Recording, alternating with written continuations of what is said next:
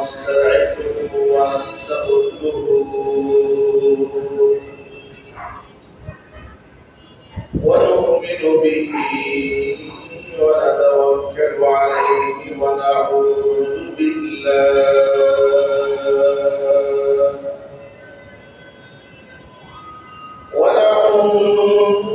بالله من شرور أنفسنا ومن سيئات أعمالنا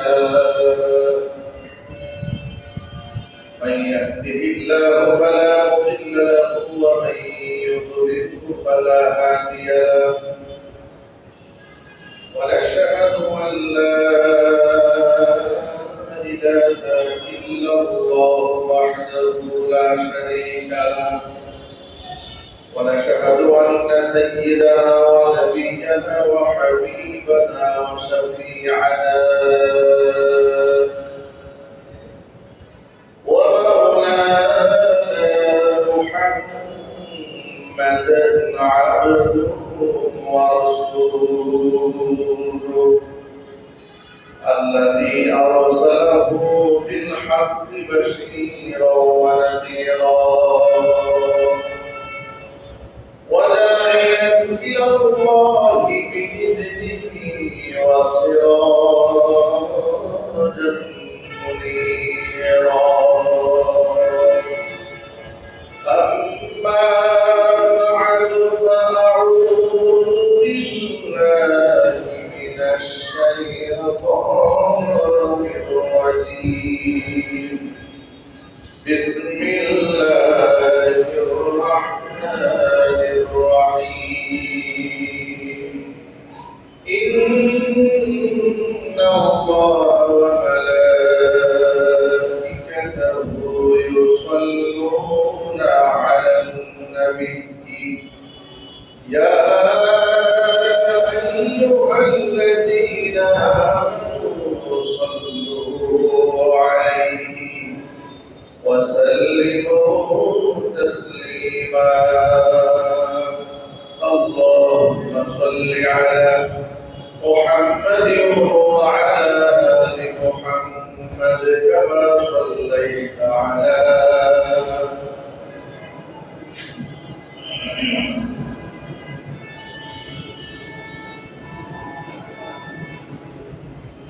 اللهم بارك على محمد وعلى آل محمد كما باركت على إبراهيم وعلى آل إبراهيم إنك حميد مجيد মহান আল্লাহ রাব্বুল আলামিনের দরবারে আলিশানে লাখো কোটি শুকরিয়া আদায় করছি যে মহান মুনিব তার মহান জুমার নামাজ আদায় করার লক্ষ্যে যথাসময়ে আমাদেরকে কাল করে উপস্থিত হওয়ার তৌফিক দান করেছেন। হৃদয়ের সবটুকু ভালোবাসা উজাড় করে শ্রদ্ধা জড়িত কণ্ঠে মহান মুনিবের শেখানো ভাষায় শুকরিয়া আদায় করছি। জবান ছেড়ে দিয়ে সকলে একযোগে বলছি আলহামদুলিল্লাহ। ربنا لك الحمد حمدا كثيرا طيبا مباركا فيه يا ربي لك الحمد كما ينبغي لجلال وجهك وعظيم سلطانك আল্লাহ তাআলা আমাদের জীবন নামাজকে কবুল করুন আমিন। আমাদের জিন্দেগীর গুনাহ খাতা আল্লাহ তাআলা maaf করে দিন আমিন। কাল কিয়ামতের কঠিন ময়দানে আজকের ইবাদত আল্লাহ তাআলা আমাদের সকলের নাজাতের জরিয়া হিসেবে কবুল করুন আমিন। আপনারা সকলে বলুন তুই কুল কায়নাতের মালিককে আল্লাহ। আল্লাহ যদি কিছু করতে চান, যদি কিছু বলতে চান, কোন আইন করেন কিংবা কোনো কিছু বিধান আরোপ করেন, তাহলে সেই ক্ষেত্রে বাধা দেওয়া কেউ আছে? ফাআলুল লিমা ইউরিদ। মহান রব হচ্ছেন সেই স্রষ্টা যিনি যা খুশি তাই করার ক্ষমতা রাখেন। আসমান জমিন কেউ যেমন নাই আসমানে কিংবা জমিনে, যা খুশি তাই করতে পারে। ফেরেশতাও যা খুশি তাই করতে পারে, মানুষও যা ইচ্ছা তাই করতে পারে, জীব যা ইচ্ছা তাই করতে পারে। পৃথিবীর কোন সৃষ্টি যা ইচ্ছা তাই করতে পারে। একমাত্র কুল কায়নাতের মালিক আল্লাহ রাব্বুল আলামিন যা ইচ্ছা তাই করতে পারে। যার দরুন সৃষ্টির সেরা মানুষ, মানুষদেরকে আল্লাহ শ্রেষ্ঠত্ব দিলেন। অন্য প্রাণীকুলের অভিযোগ করার সুযোগ নেয় মানুষ কেন শ্রেষ্ঠ হলো, তাদের মর্যাদা তুমি কেন বাড়াবে, প্রশ্ন করার কি আল্লাহর কি সুযোগ আছে? সুযোগ। আবার সেই আশরাফুল মাখলুকাত সৃষ্টির সেরা মানুষের মধ্যেও আল্লাহ তাআলা স্তর বিন্যাস করেছেন। কিছু মানুষদেরকে আল্লাহ নবুয়ত দিয়ে নবী বানিয়েছেন, কাউকে আল্লাহ রিসালাত দিয়ে রাসূল বানিয়েছেন, কাউকে আল্লাহ শহীদ হিসেবে মর্যাদা দিয়েছেন। এই শহীদের মর্যাদা, ইমানদারের মর্যাদা, নবীদের মর্যাদা, রাসূলদের মর্যাদা কে দিয়েছেন? আল্লাহ। ওয়ালিল্লাহি ইজ্জাতু ওয়া লিরাসূলিহি ওয়া লিল মুমিনিন। ইজ্জত আল্লাহ, ইজ্জত রাসূলের, সম্মান ইমানদারের। সুবহানাল্লাহ। কোরআনে সূরা বাকারা আল্লাহ বলেছেন তিলকা রুসুল ফাদ্দালনা বা'দুহুম আলা বা'দ। যে নবীদের মর্যাদা সাধারণ মানুষের মধ্যে এতটাই উপরে, নবীদের গায়ে একটা গোড়া আল্লাহ ইচ্ছায় কিংবা অনিচ্ছায় টাচ লাগতে দেন না। আল্লাহ পাক পৃথিবীর সমস্ত নবীদেরকে কন্ট্রোল করেছেন। পৃথিবীর সমস্ত নবীরা বেগুনাহ মাসুম, আর এই নবুয়ত দ্বারা ইলেকশনের মাধ্যমে পান নাই, নবুয়ত ইবাদতের মাধ্যমে তারা হাসিল করেন নাই। নবুয়ত আল্লাহ তাআলা যাকে খুশি তাকে দান করেছেন। ওয়াদালিকা ফাদলুল্লাহি ইউতিহি মান ইয়াশা। এটা আল্লাহর করুণা, আল্লাহ যাকে খুশি তাকে দান করেছেন। সুবহানাল্লাহ। মক্কাবাসী কুফফারদের একটা অভিযোগ ছিল। অভিযোগটা কি? মক্কাবাসীর কাফেরদের অভিযোগ হলো মক্কাতে আমরা বংশক্রম করায় মর্যাদাগত দিক থেকে মুহাম্মদের চাইতে বড় দামি মানুষ আমরা। মুহাম্মদ জন্মগত ইয়াতীম হয়ে দুনিয়াতে এলেন, রাখালের কাজ করেছেন, অন্যের বাড়ি দায়িত্ব পালন করেছেন। এমন একজন ব্যক্তিকে আল্লাহ পাক নবী হিসেবে বাছাই করলেন। কিন্তু আবু জাহাল, উতবা, সাইবা, ওয়ালিদ ইবনে মুগীরা, আবু সুফিয়ান এত বড় বড় লিডারদেরকে আল্লাহ তাআলা কেন নবী বানালেন না? তাদের মনে একটা কষ্ট ছিল। সবাই এত মানুষ থাকতে মুহাম্মদ সাল্লাল্লাহু আলাইহি ওয়াসাল্লাম নবুয়ত দিলেন, জন্মগত এদিন দুঃখ দুর্দশায় বড় হয়েছে। নিজের মাতৃস্নেহ তিনি খুব একটা পান নাই, পিতৃস্নেহ পাননি। চাচার কোলে লালিত পালিত হয়েছেন, চাচার বাড়িতে লালিত পালিত হয়েছেন, দাদা দাদাদের স্নেহে লালিত পালিত হয়েছেন। এমন একজন ব্যক্তিকে আল্লাহ তাআলা নবী বানিয়ে দিলেন।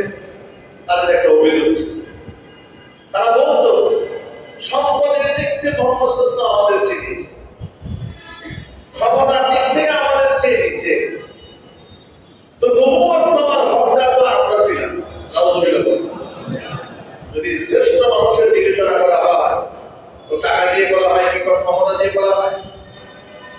বর্তমান সমাজের তাই হয়েছে। সেই 1000 বছর আগে জাহিলি যুগে মানুষের টাকা দিয়ে মূল্যায়ন করা হতো। বর্তমান সমাজেও মানুষ টাকা এবং ক্ষমতা দিয়ে মূল্যায়ন করে। কথা ঠিক না ঠিক বলেন?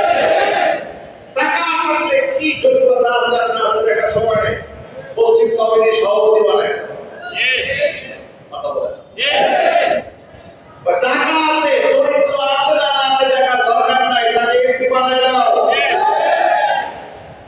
চলছে জাহিলি যুগের কথা। অনেক কথা নাই বলতো। মুহাম্মদ সাল্লাল্লাহু আলাইহি ওয়াসাল্লামকে বলতো তোমার কি আছে, তোমার মধ্যে সম্পদ আছে বলে না তোমাকে আল্লাহ নবী বানালেন। আমাদেরকে পছন্দ হলো না আল্লাহ পাক, এটা তো হিসাব হলো না।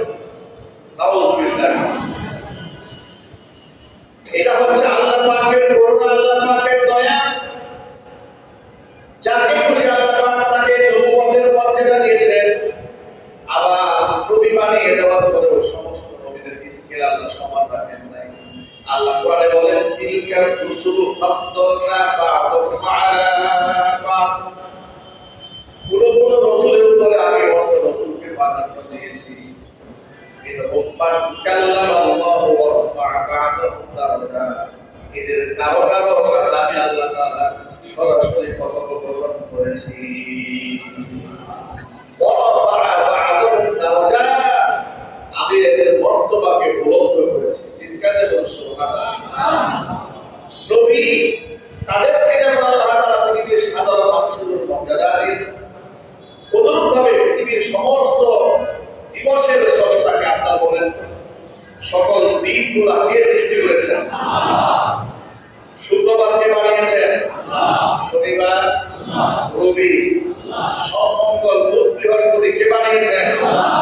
কিন্তু সবই তো আল্লাহর সৃষ্টি। সৃষ্টির মধ্যে জুমার দিনকে আল্লাহ পাক মর্যাদা পূর্ণ করে দিয়েছেন। সুবহানাল্লাহ বলেন। সকল মাসের স্রষ্টাকে, 12 মাস মানুষ বানিয়েছে, কে বানিয়েছেন? 12 মাসে আল্লাহর সৃষ্টি কোরআনে করে দিয়েছেন। আল্লাহ বলছেন ইন্না ইদ্দাতাশ শুহুরি ইনদাল্লাহি 12 শাহরান ফি কিতাবিল্লাহি ইয়াওমা খালাকাস সামাওয়াতি ওয়াল আরদা মিনহা আরবা'তুন হুরুম। আল্লাহর ঘটনায় যেদিন থেকে ইয়াওমা খালাকাস সামাওয়াতি ওয়াল আরদা, আসমান এবং জমিন যেদিন থেকে আল্লাহ সৃষ্টি করেছেন, সেদিন থেকে গণনা করার জন্য আল্লাহ তাআলা মাস দিয়েছেন 12টি মাস। এই 12টি মাসের মধ্যে মিনহা আরবা'তুন হুরুম, এর মধ্যে 4টি মাস এমন রয়েছে যে মাসগুলোকে আমি সমস্ত মাসের মধ্যে সম্মানিত করে দিয়েছি। তাহলে বোঝা গেল 12 মাস এটা মানুষ বানায় না। কে বানিয়েছেন?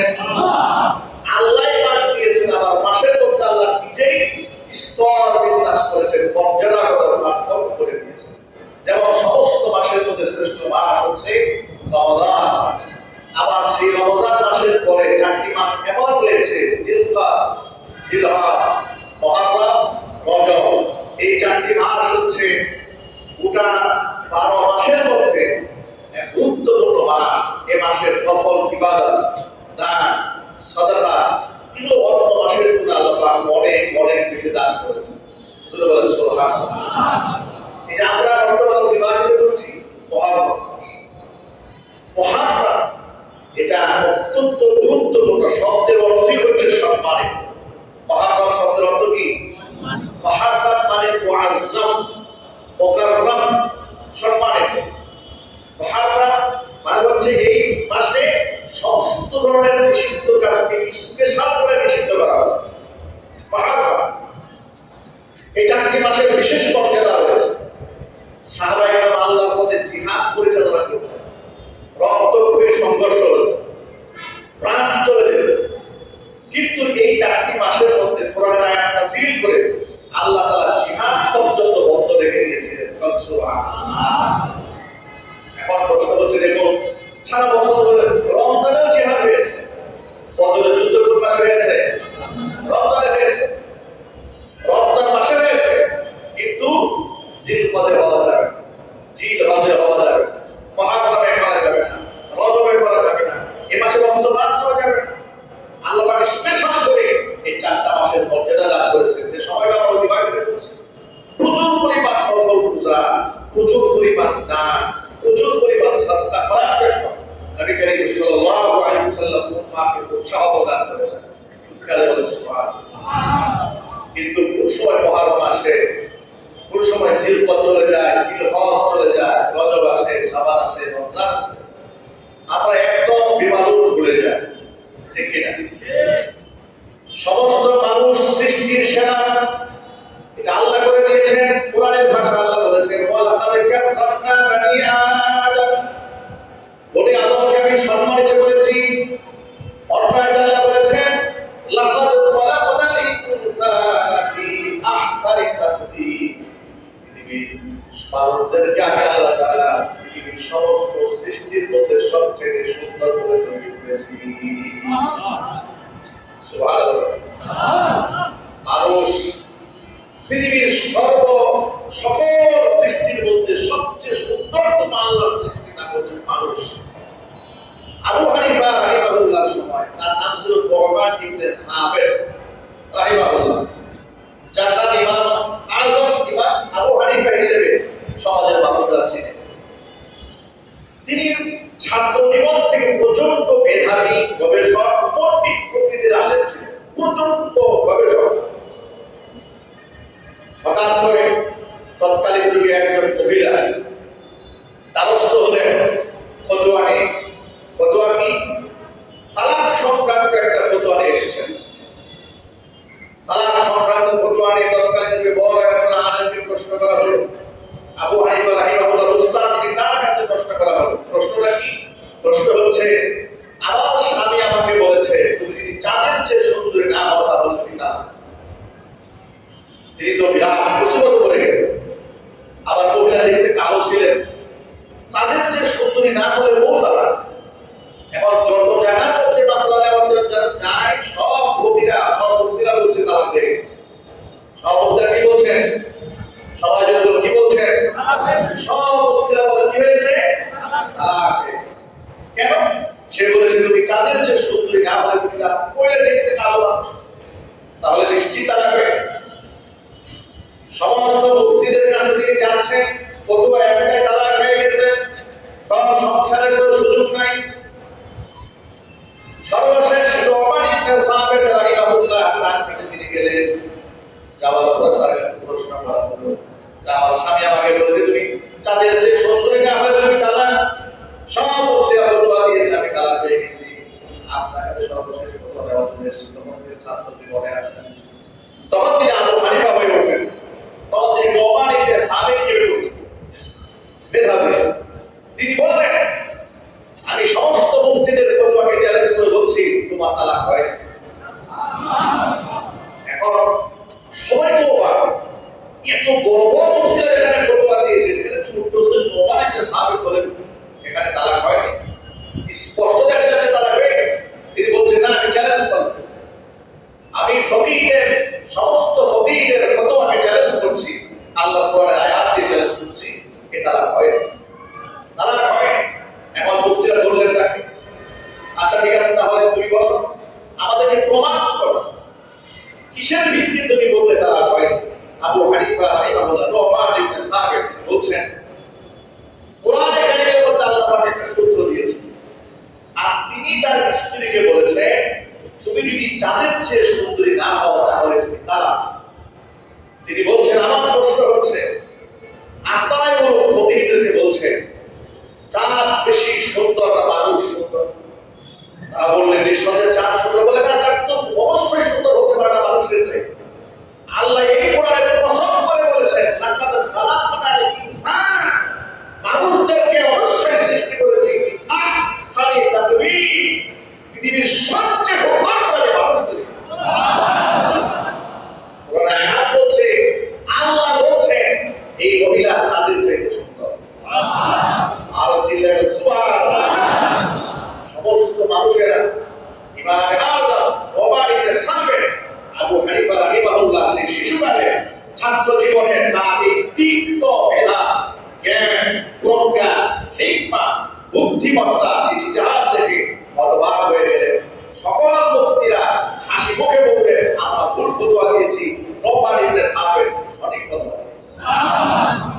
আল্লাহ কোরআনে বলেছেন মানুষ সৃষ্টি করেছি পৃথিবীর সমস্ত সৃষ্টির চাইতে সুন্দর। আল্লাহর কথা কি মিথ্যা হতে পারে? এর মানে হচ্ছে তার স্বামী বলেছে তুমি চাঁদের চেয়ে সুন্দরী না হলে তাহলে সে তো চাঁদের চেয়ে সুন্দরী। আয়াত কোরআন শরীফ আয়াত প্রমাণ করেছে। আল্লাহু আকবার। আমি এই ঘটনা প্রেক্ষিতে আপনাদেরকে বোঝাতে চাই না সৃষ্টির সেরা মানুষ কোরআন দ্বারা বর্ণিত, অথচ পৃথিবীর সকল সৃষ্টি তো আল্লাহরই। মানুষদেরকে আল্লাহ মর্যাদা দিয়েছেন, আবার মানুষদের মধ্যে অতি মর্যাদা দিয়ে আল্লাহ পাক নবীদেরকে নবুয়ত দান করেছেন। আবার সেই নবীদের মধ্যে স্তর বিন্যাস করেছেন। সমস্ত নবীদের শিরোমণি ইমামুল মুরসালিন রাহমাতুল লিল আলামিন খাতামুল আম্বিয়া নবিয়ুনা মুহাম্মদুর রাসূলুল্লাহ সাল্লাল্লাহু আলাইহি ওয়াসাল্লাম, তাকে আল্লাহ তাআলা এমন মর্যাদা দিলেন, এমন মর্যাদা দিলেন, মসজিদে আকসার হিসেবে সামনে দাঁড় করালেন।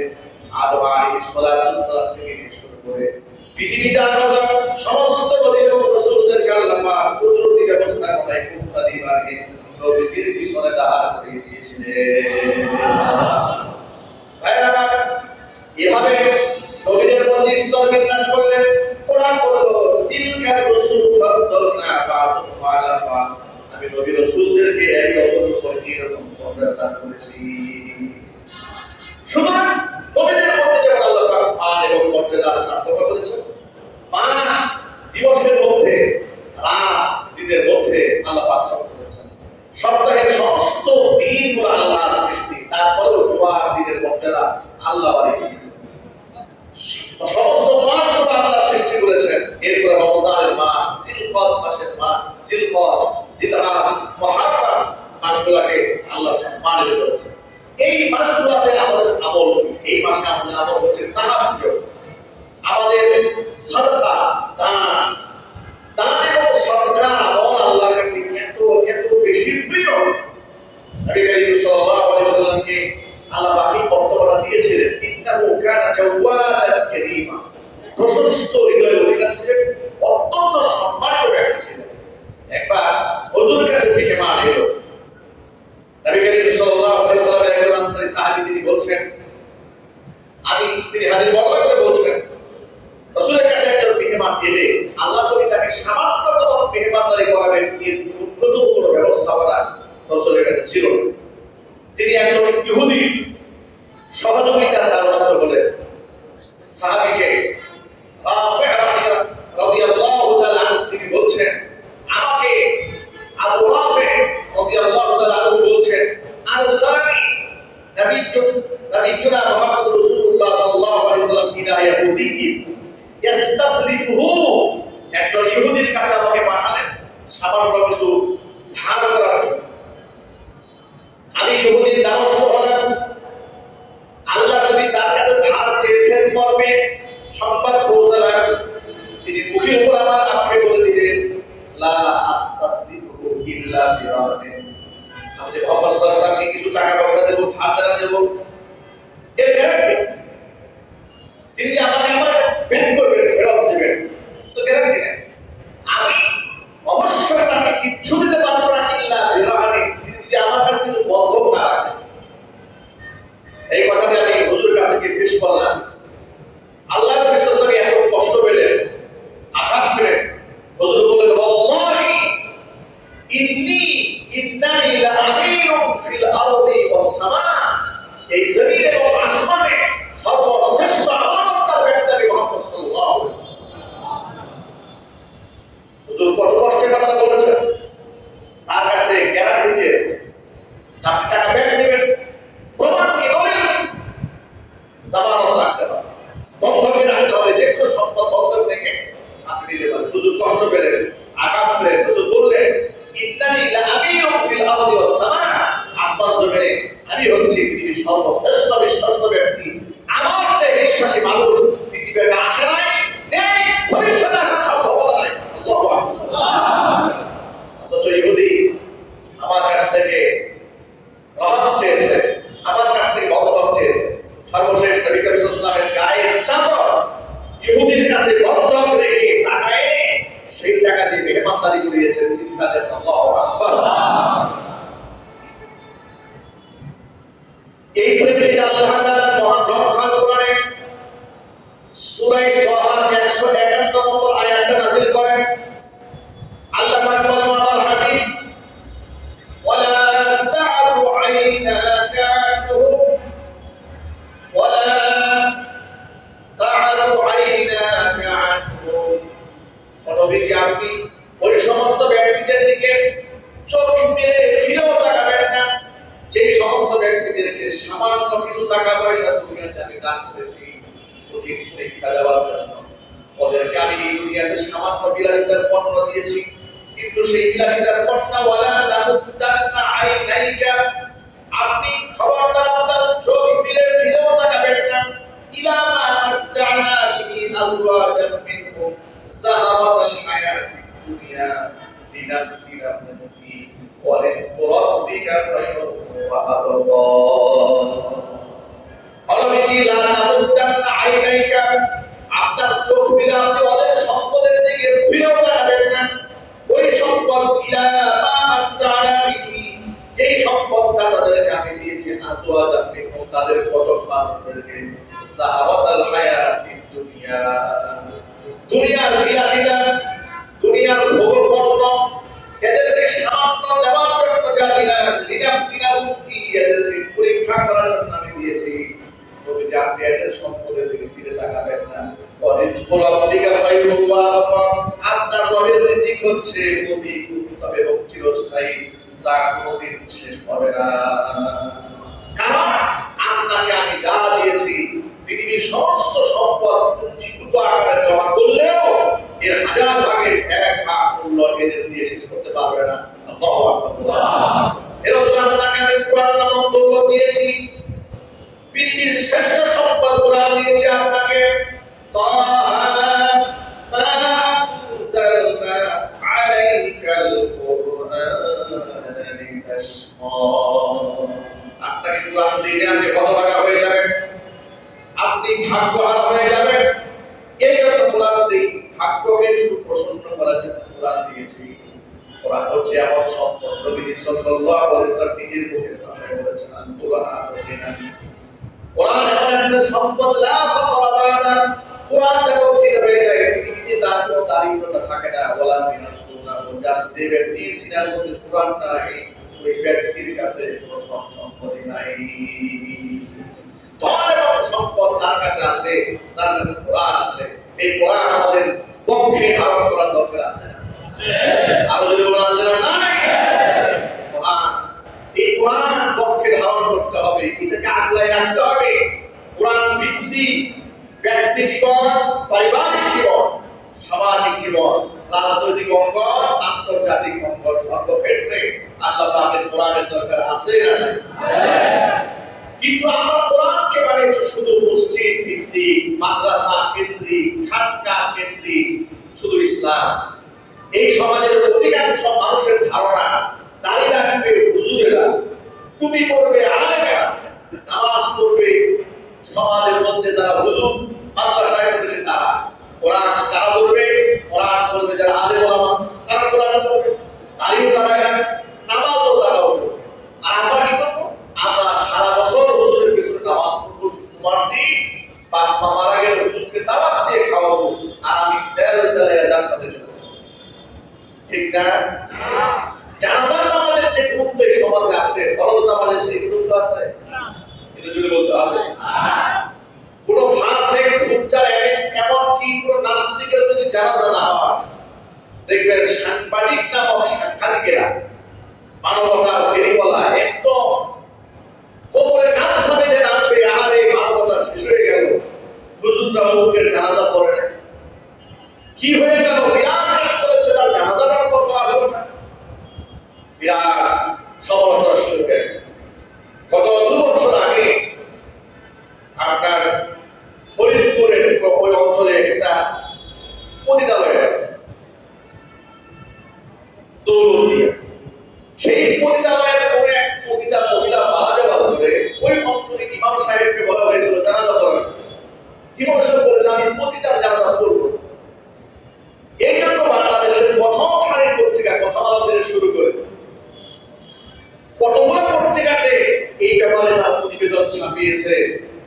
এত বড় বৈষম্য, মানবতার সাথে এত বড় প্রতারণা, এত বড় মানবতা বিরোধী কাজ, মানুষ এত অমানবিক হতে পারে, আরে বাবা এত পাশবিক হতে পারে। প্রতিটা হলেও তো সে মানুষ, জানাজা কেন করা হলো? জানাজা নামাজের কত দরদ, দরদ তো জানাজার নামাজের না, দরদটা হচ্ছে প্রতিটার দরদ। কারণ যিনি যাদের কাছে জানাজাত করেন তাদের মহব্বত তার অন্তরে থাকে। ওটা ঠিক না বাকি দিলে প্রিয় ভাই আমার, জানাজা নামাজের গুরুত্ব সমাজে আছে, কিন্তু যার জানাজা করা হচ্ছে সে যে সারা বছর নামাজ পড়ে নাই, এটা নিয়ে কারো মনে প্রশ্ন। যে লোকটা সারা বছর নামাজ পড়ে নাই, রোজা রাখে নাই, হজ করে নাই, যাকাত দেয় নাই, আল্লাহকে ছিল না, ছিল না, এই লোকটা পড়ে গেলে সামাজিক আনুষ্ঠানিকভাবে জানাজা পড়লেই কি আর না পড়লেই ঠিক না? দিল্লা